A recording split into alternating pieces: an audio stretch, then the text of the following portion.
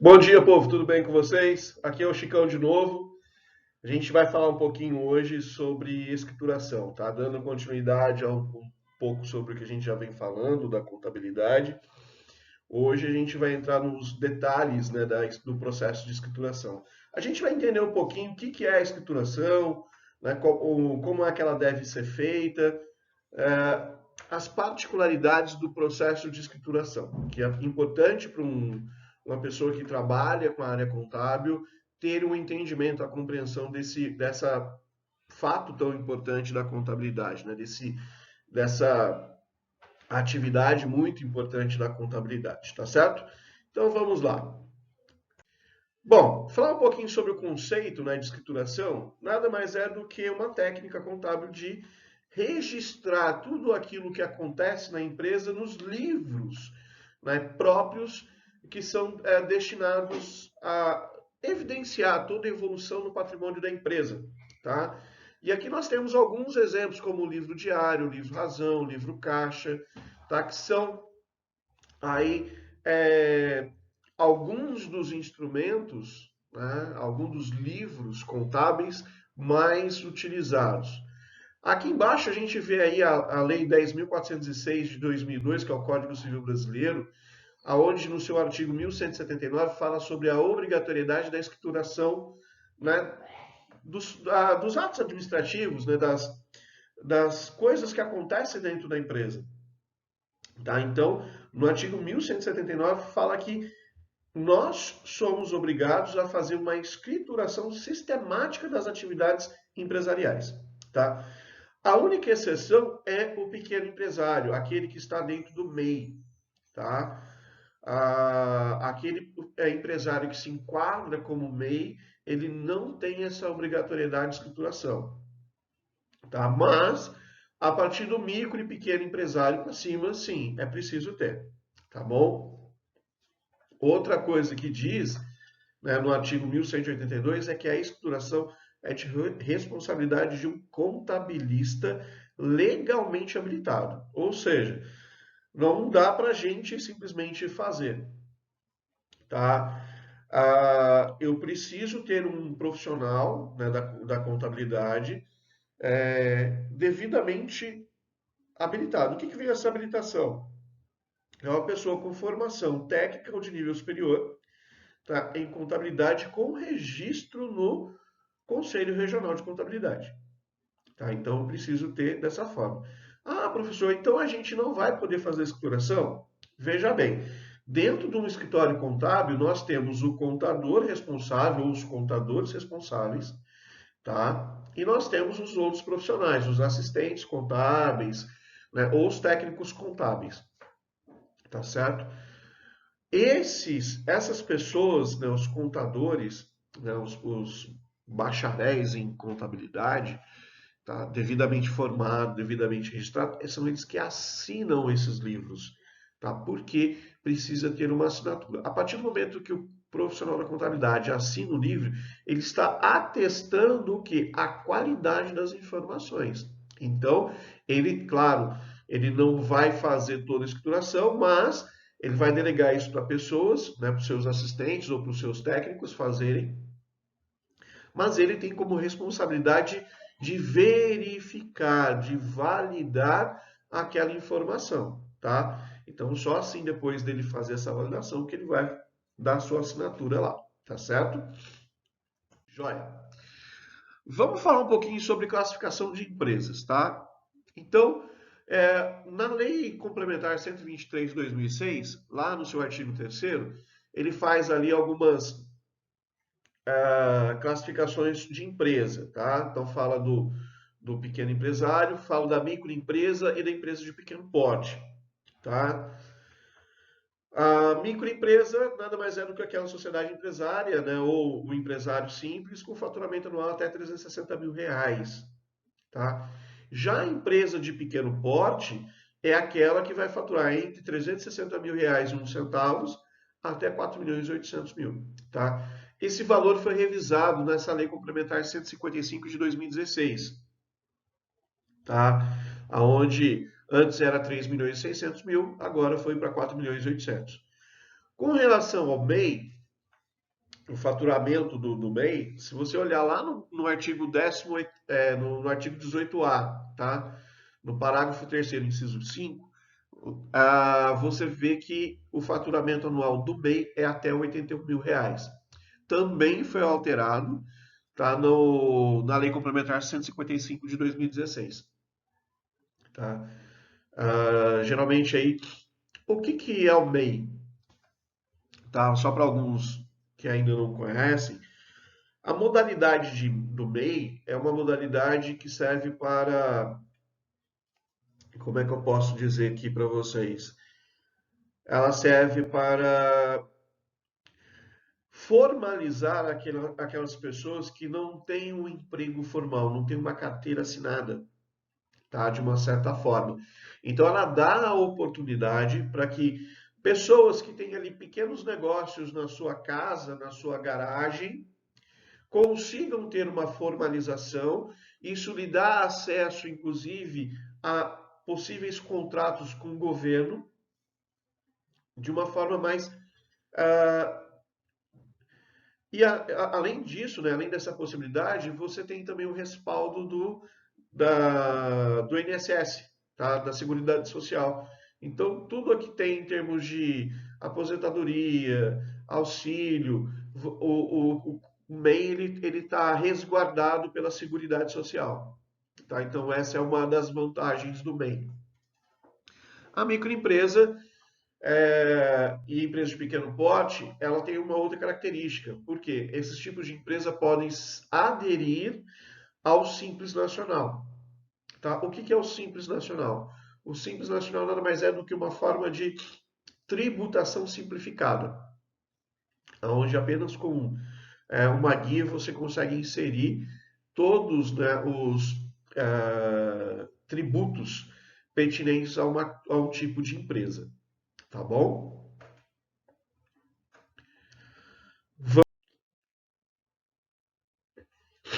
Vamos falar um pouquinho sobre atos administrativos. Vamos entender um pouquinho dentro aí da atividade contábil o que é um ato administrativo. Então vamos lá.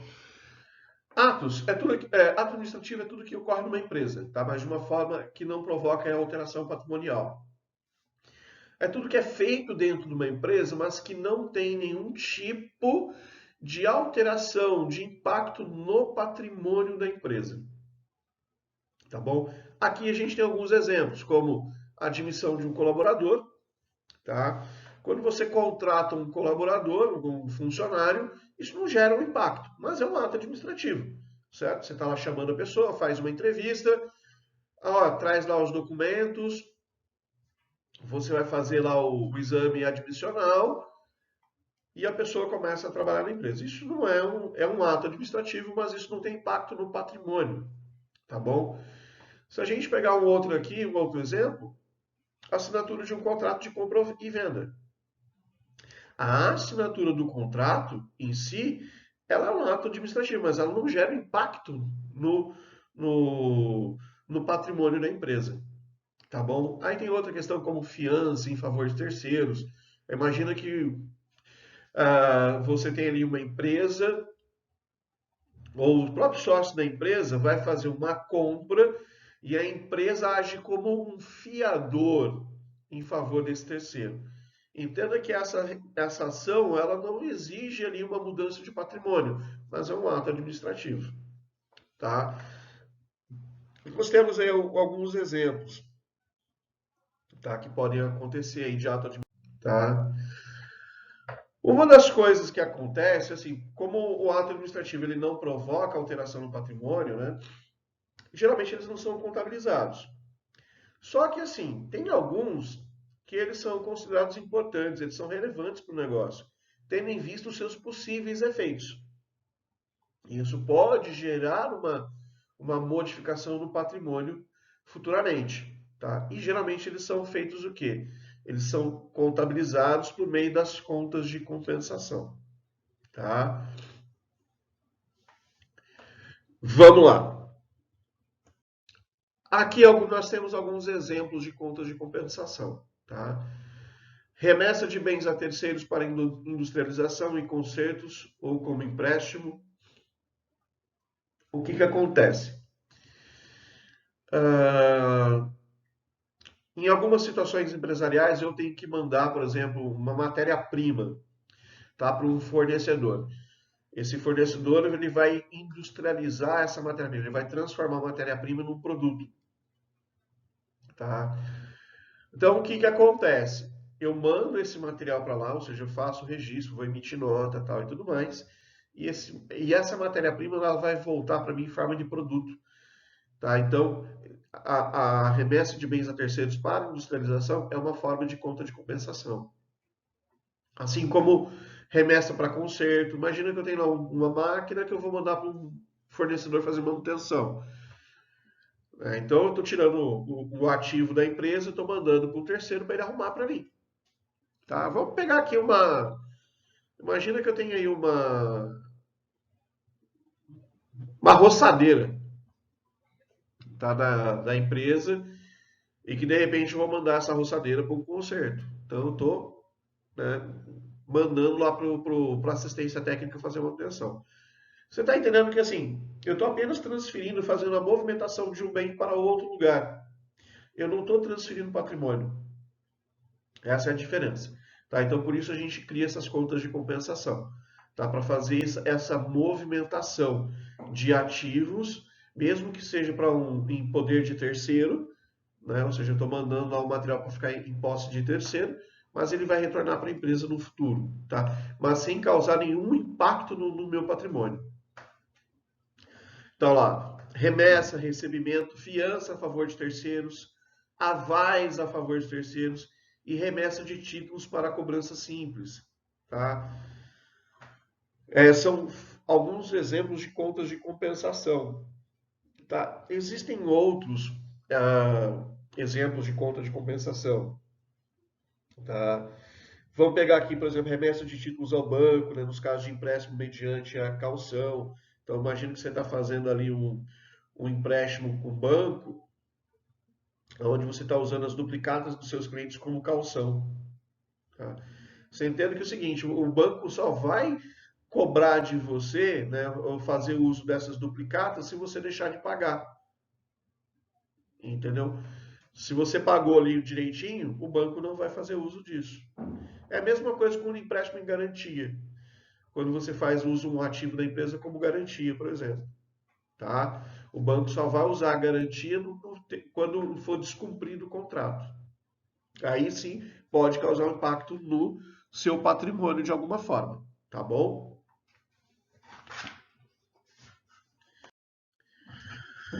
Vamos lá, fatos administrativos. Então a gente já falou bastante sobre o que é ato administrativo, agora a gente vai falar sobre fatos. Tá? Fatos são acontecimentos que vão ocorrer na empresa, tá? Ou que ocorrem na empresa e que provocam algum tipo de modificação no patrimônio. E aí, nesse caso, é objeto de contabilização. Aqui nós temos três tipos de fatos administrativos, né? A gente pode pegar esses fatos e classificar em três grupos. Primeiro, os permutativos, qualitativos ou compensativos. Tá? O que é isso? É que representam algum tipo de permuta, tá? Entre elementos do ativo, passivo ou entre ambos simultaneamente, sem provocar variação no patrimônio líquido da empresa. Tá? Então eu faço uma troca, né, entre esses elementos do ativo e passivo, tá? Ou entre ambos, entre uma conta do ativo e do passivo simultaneamente, mas sem provocar alteração no PL, ou seja, no patrimônio líquido. Tá? Modificativos ou quantitativos vão provocar uma mudança no patrimônio líquido. Tá? Então ele vai causar variação. Lembrando, o que é o patrimônio líquido mesmo da empresa? É aquela diferença entre ativo e o passivo. Né? Então aquilo que sobrar ou faltar vai ser o patrimônio líquido da empresa. Tá certo?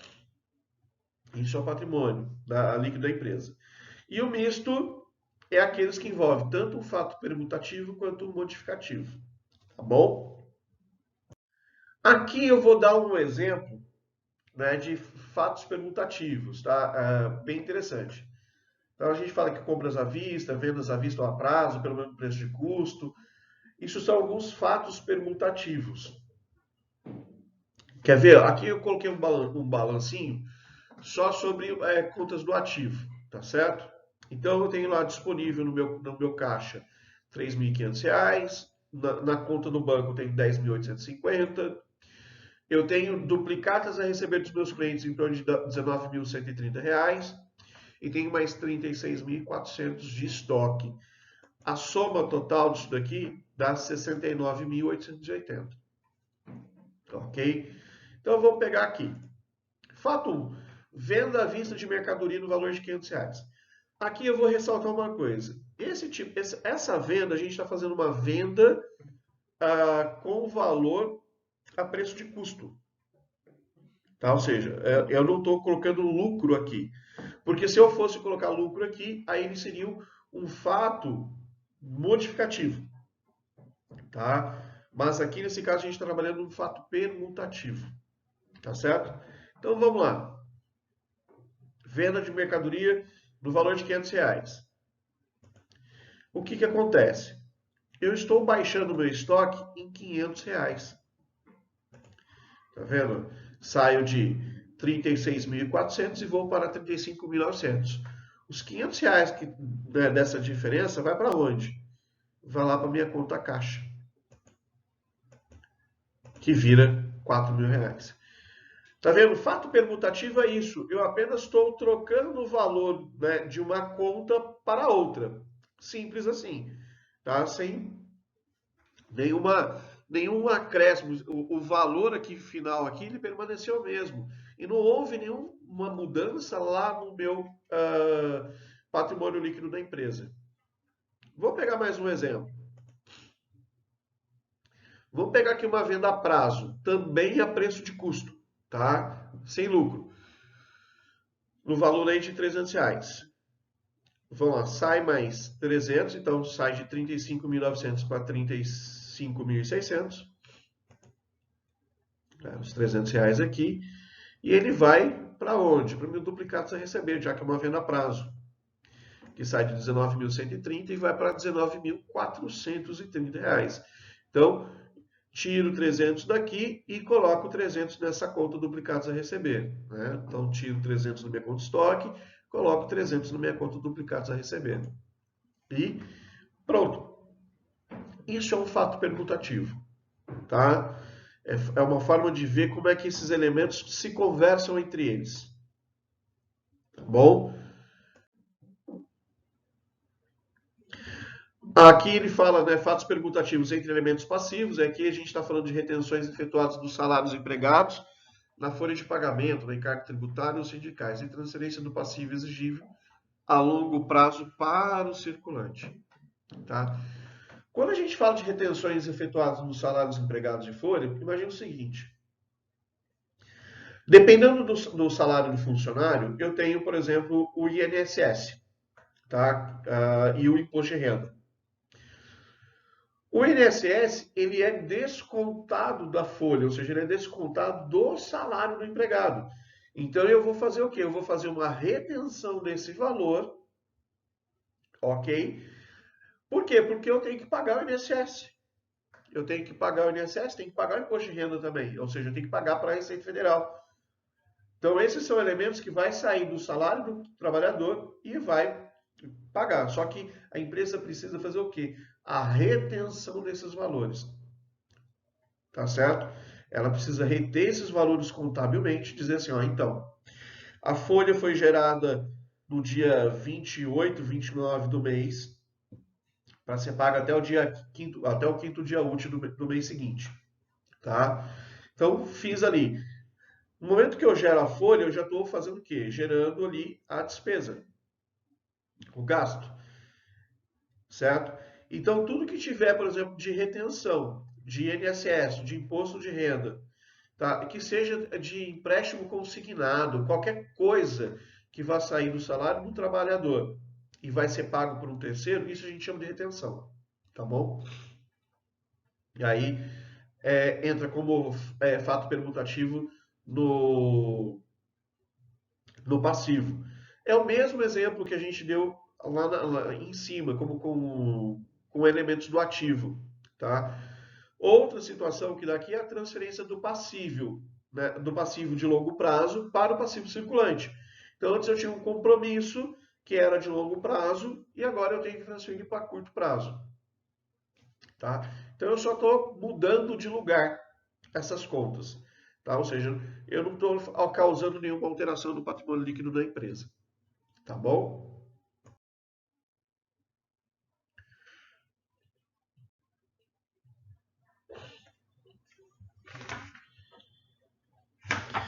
Aqui ele está falando um pouquinho sobre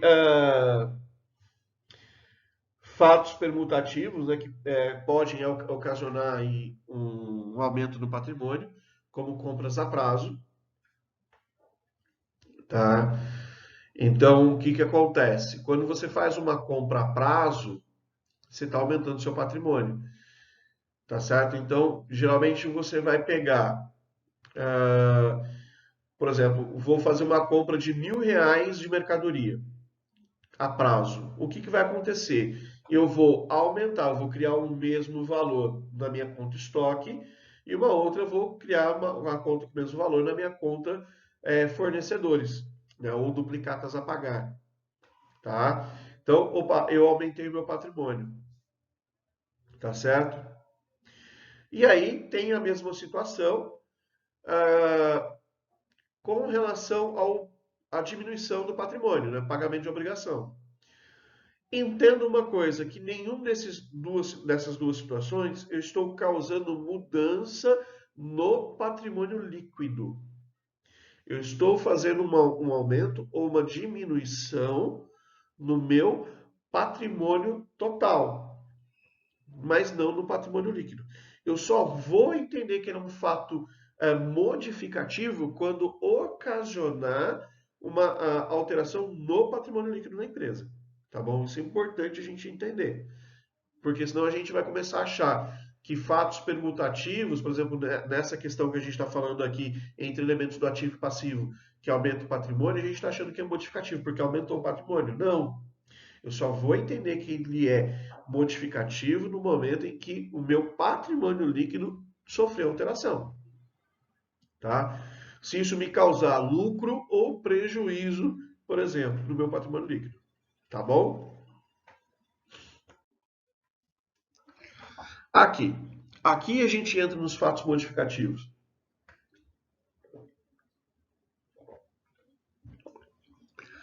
Então, o que que acontece? Quando a gente fala de fato modificativo, é como eu acabei de falar ali atrás, é quando você envolve ali uma mudança, uma alteração no patrimônio líquido da empresa. Tá? Geralmente envolve uma conta patrimonial, né, e uma ou mais de contas de receitas. Tá? Então aqui a gente está falando de contas patrimoniais, a gente está falando de ativo e passivo, e contas de receita. Tá? Que representa aí de alguma forma um recebimento, né, no momento do fato gerador. Se a gente pegar, por exemplo, uma venda à vista usando lucro, né, ou seja, uma venda normal de uma empresa, que toda empresa que faz uma venda pensando aí no seu lucro. No momento em que eu fiz a venda, opa, né, já com essa margem de lucro, eu estou gerando, né, um fato modificativo, porque isso vai mudar o meu patrimônio líquido. Provavelmente ele vai fazer o quê? Um aumento do meu patrimônio líquido. Tá? Quando eu tenho um fato modificativo diminutivo, é que esse meu patrimônio ele vai diminuir. E nesse caso, a gente está falando de uma conta patrimonial e uma ou mais contas de despesa, tá? Que representa aí despesa no momento do fato gerador. A gente vai ver. Perdão. Ah, olhando ainda para a questão, vamos fazer uma pausa aqui na questão dos fatos mistos, mas para a gente falar ali entre essas mudanças, né? Ah, eu vou entrar daqui a pouquinho nessa questão dos fatos modificativos ali, tá? Com mais detalhes. Mas quando a gente fala de despesa, ou quando a gente fala de fato gerador é aquilo que ocorre, né, que faz, gera-se tanto uma receita ou gera-se uma despesa. Se você está falando, por exemplo, de uma venda de produto, você está gerando, fazendo o fato gerador acontecer ali. Quando a gente fala de um fato gerador, por exemplo, de uma despesa, entenda-se que, ah, imagina que você vai fazer o pagamento de um aluguel, né? No momento que você paga essa despesa, né, o fato gerador foi o fato que gerou a cobrança, tá? A cobrança do aluguel. Então, você recebeu ali a fatura de mudança. A partir do momento que você recebe essa fatura e você faz o pagamento, isso vai causar ali uma mudança no seu patrimônio, tá? Porque você está fazendo o pagamento de uma despesa, tá certo? Então, ou seja, você vai diminuir ali os recursos da empresa de alguma forma. Quando a gente fala de fatos mistos, a gente está falando aqui que vai envolver duas ou mais contas patrimoniais e uma ou mais contas de receita, tá? Venda de bem com lucro, recebimento de direitos e com juros, pagamento de obrigações com descontos, isso são alguns fatos mistos, tá? É a mesma coisa são com os fatos diminutivos, tá? Vai envolver uma ou mais contas patrimoniais e uma ou mais contas de despesa. Venda de bens com prejuízo, recebimento de direito com desconto, pagamento de obrigações, de juros. Isso são algumas ideias sobre conceitos de fatos mistos, tá? São exemplos bem práticos aí, bem claros do que acontece, tá certo? Vamos entender um pouquinho melhor o que é um fato gerador da despesa, tá? Ah, é o acontecimento que vai dar origem ali a uma despesa, tá? Parte deles decorre do consumo de bens e da utilização de serviços, tá? Uma das situações que acontece, né, a gente está falando aqui de concessão de desconto para antecipação de pagamento. Imagina que você fez lá uma venda a prazo, já inserindo juros nessa venda, tá? E aí o cliente tem diversas parcelas para pagar. E de repente o cliente fala assim: eu quero fazer uma antecipação de pagamento. Só que para fazer essa antecipação de pagamento eu tenho que fazer o quê? A redução de juros. Nada mais justo, né? Só que entenda que esse lançamento das prestações com os juros já foi feito. Então, a partir do momento que você faz a concessão desse desconto, você está fazendo o quê? Um fato gerador de despesa, porque é uma despesa. Porque isso está saindo da sua contabilidade, ou seja, da sua contabilização já efetuada naquele momento. Tá? Lembra que a gente fala sobre, na contabilidade, a gente falou um pouquinho sobre regime de competência. Então, no momento que eu fiz lá a venda a prazo, vamos imaginar lá no começo do ano, e eu tenho diversas parcelas a serem pagas ao longo desse ano, né? Ou seja, a serem recebidas ao longo desse ano pelo meu cliente, eu já fiz o lançamento de tudo isso, então eu já tenho uma ideia do que eu vou receber, incluindo os juros. Só que meu cliente resolveu pagar antecipado, e ele tem direito de fazer isso. Então eu estou fazendo o quê? Estou retirando os juros para ele. Então isso é uma situação. Outra situação é quando você vai pagar uma conta que já estava ali, né, gerada, mas em decorrência de um atraso da sua parte, você vai pagar juros. Tá? E aí você tem um fato gerador nesse momento também. Tá? Essas são algumas ideias do fato gerador de despesa. Tá bom? Vamos ver aqui. É assim, pessoal, aqui é uma ideia, tá? É um conceito. Não se prendam só a esses dois exemplos, tá? Do fato gerador de despesa. Eu posso ter outras formas de fato gerador de despesa. Tá? É que agora não me vem a memória, mas existem outros fatos. Aqui são só dois exemplos que podem acontecer, tá certo? Vamos ver o que é fato gerador de receita. É o acontecimento que vai dar origem a uma receita, né? As mais comuns são receitas advindas de venda de bens e serviços. Então, é aquilo que você vende, né? Se você é um comércio, você vende bens. Então, se você é um prestador de serviço como uma oficina mecânica, você vai prestar serviço de manutenção, então é um serviço.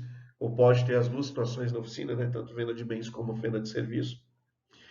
Cobrança de juros, quando o seu cliente paga atrasado, ou até mesmo descontos obtidos, quando você tem, né, a mesma situação inversa. Por exemplo, você fez uma compra a prazo com juros e de repente você quer abater, né, esses juros, você quer amortizar a dívida e você quer abater esses juros. Então são descontos que você obtém do seu cliente, do seu fornecedor, tá? Então aqui é uma outra forma de receber, de gerar receita, tá certo? Ah, mas eu não vou estar pagando. Tudo bem, isso pode até não envolver valor financeiro diretamente, mas entenda que no momento que você fez a compra a prazo e você tinha uma obrigação, você paga, essa obrigação ela já é existente. A partir do momento que você resolve antecipar essa obrigação e que você consegue desconto do seu fornecedor, você está conseguindo um abatimento. Então ele entra como se fosse uma espécie de receita para o seu negócio, tá? Porque a despesa já foi lançada. Lá atrás a despesa já foi lançada. Só que agora você está conseguindo um desconto. Você conseguiu um abatimento em cima daquele valor porque você está pagando antes. Você está antecipando o pagamento. Então, opa, é uma receita que está entrando também. Tá certo? É uma forma de ver essa questão do fato gerador. Joia. Então aqui a gente já falou um pouquinho sobre fatos administrativos, falou sobre os modificativos, os permutativos, os mistos. Então já deu para ter uma ideia um pouquinho sobre o que é cada um.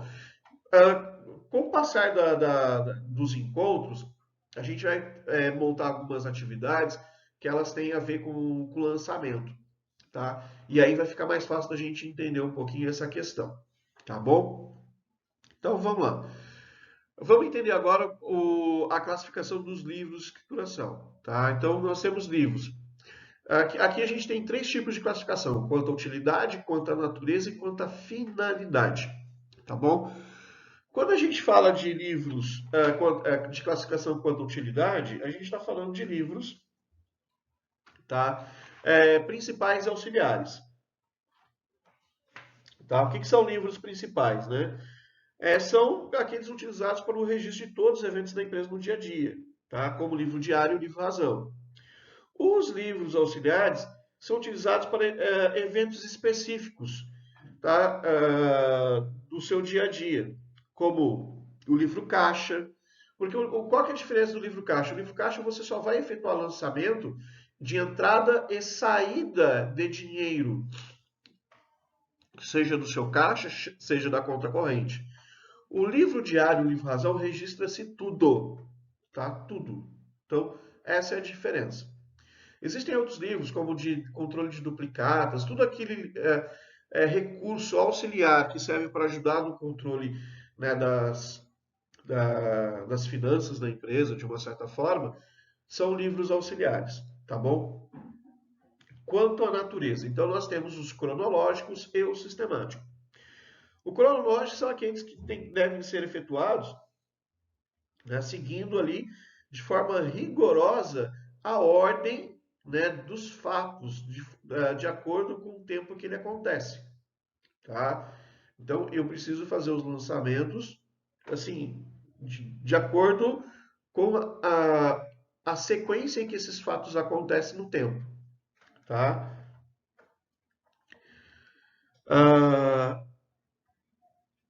Ah, tem até aqui uma observação que é interessante, né, que segundo o artigo 1183 do Código Civil de 2002, fala que todos os livros, né, de escrituração, destinados à escrituração mercantil devem ser cronológicos. Tá?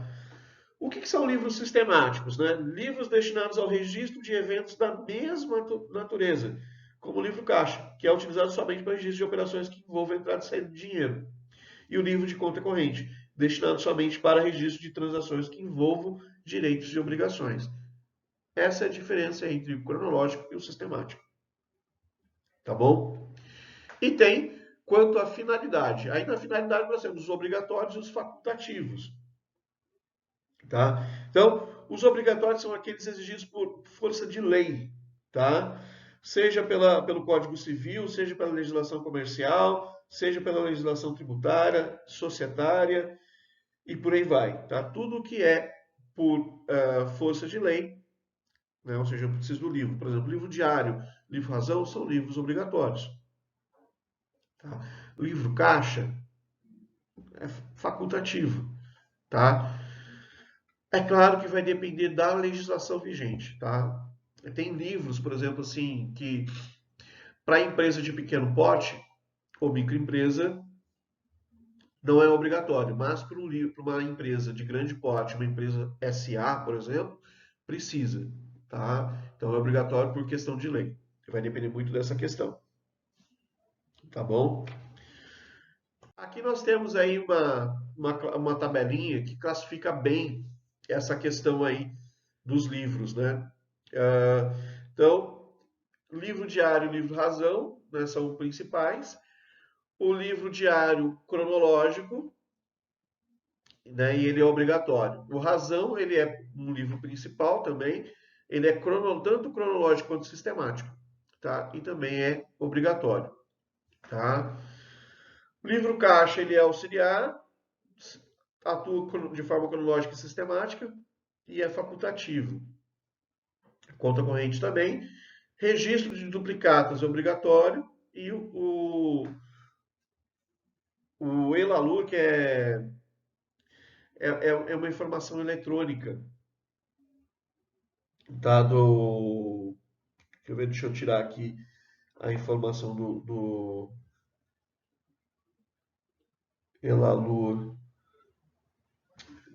Eu não vou conseguir aqui ver a informação, mas ele também é um nível auxiliar, mas ele acaba sendo obrigatório também.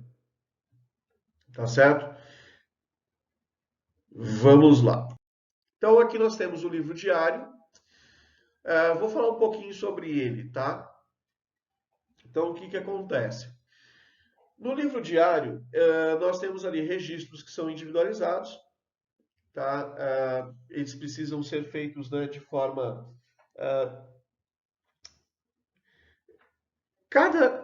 não dá para você fazer um lançamento em lote, é isso que eu quero dizer, tá? Aí eu pego tudo que é lançamento duplicata, gero todos os valores. Não, ele tem que ser individual. Para cada duplicata paga, para cada venda recebida, tá? Para cada fato administrativo, eu preciso ter um registro, tá? Então ele deve ser individualizado, tá? E ele tem que ser, né, feito em ordem cronológica dos fatos, tá? Se eu tenho uma operação que eu lancei em data errada, isso vai me trazer um certo prejuízo na credibilidade da informação, tá?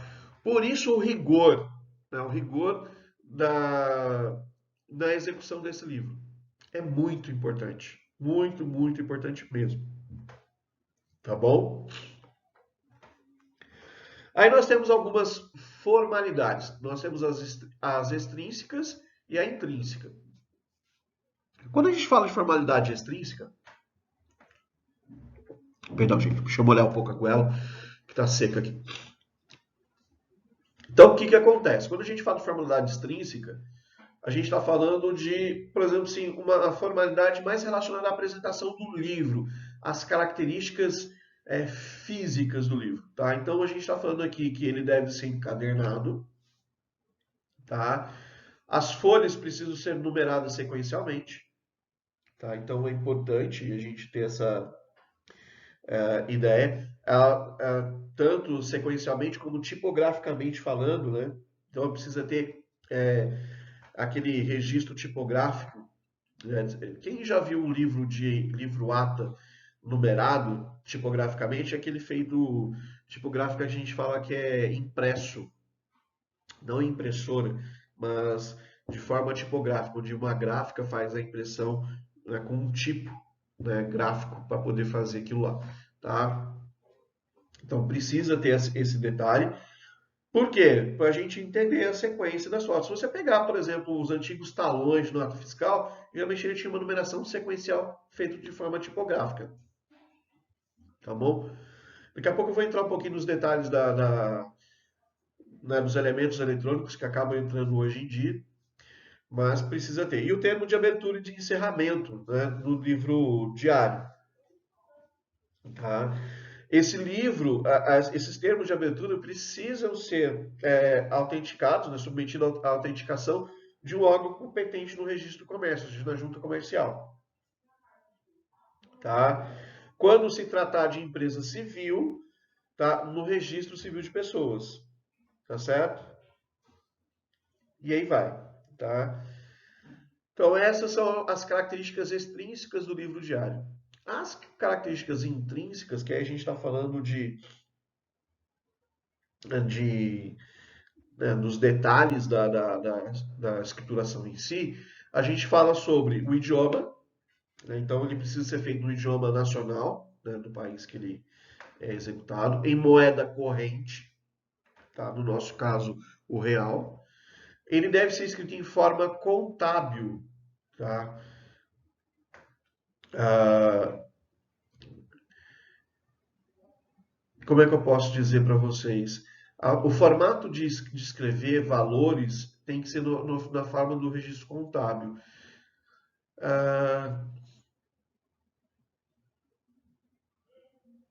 bom, eu vou entrar nesse detalhe depois, tá? Eu trago mais informação sobre essa questão da forma contábil. É que hoje em dia, quando você trabalha muito mais com sistemas, então o próprio sistema ele já acaba sendo formatado dessa forma, tá? E quando a gente fala em clareza, a informação tem que ser clara, tá? Eu não posso ter dúvidas sobre aquele fato. E seguir aí a ordem cronológica dos fatos, tá? Por ordem cronológica de dia, mês e ano, sem intervalo em branco nem entrelinhas, borrões, rasuras, emendas ou transportes para as margens, tá? Então, a escrituração em si, ela tem que ser feita dessa forma, tá? Então, ela vai ser completa em idioma e moeda corrente nacional, em forma contábil, com individualização e clareza, por ordem cronológica de dia, mês e ano, sem intervalos em branco, nenhuma entrelinhas, borrões, rasuras, emendas ou transportes para as margens. Tá certo? Então, essas são as formalidades intrínsecas do livro diário. Tá bom? Aqui nós temos uma ideia, né, dos termos de abertura, tá, do livro, tá certo? E é interessante que assim que o termo de encerramento é idêntico ao termo de abertura, tá?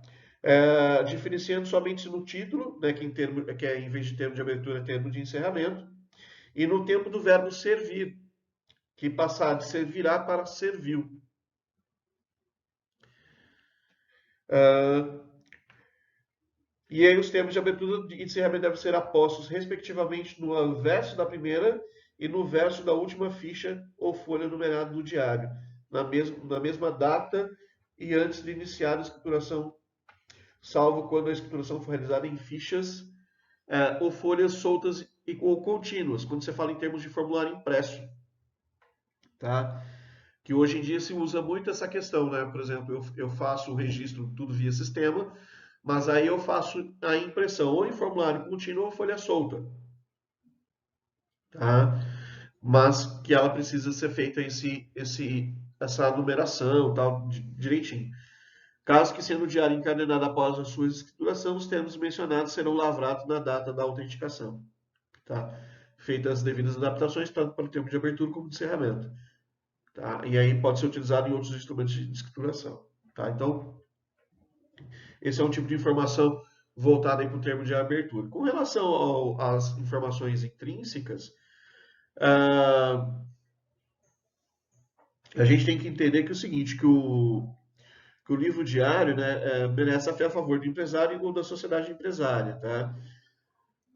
Como a vida da empresa é registrada nesse livro, toda e qualquer demonstração elaborada com base na escrituração dele contida, né, será reconhecida como verdadeira, né, salvo se na sua escrituração não forem observadas rigorosamente as formalidades legais aqui apresentadas. Então, a gente tem que entender que tudo que está acontecendo ali é uma expressão de fé, vamos dizer assim, que a gente acredita que tudo aquilo lá é fato real, aconteceu. Porque existe tanto uma questão de obrigação de lei, mas também como um rigor técnico na escrituração. Por isso que a escrituração contábil deve ser feita de forma correta, de forma coerente, seguindo os preceitos contábeis, aquilo que a gente já falou aqui, tá bom?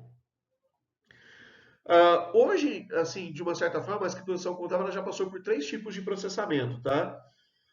Ou por 3 estágios de escrituração. A gente falando do processo manual, que lá no princípio tudo era feito na mão, tá?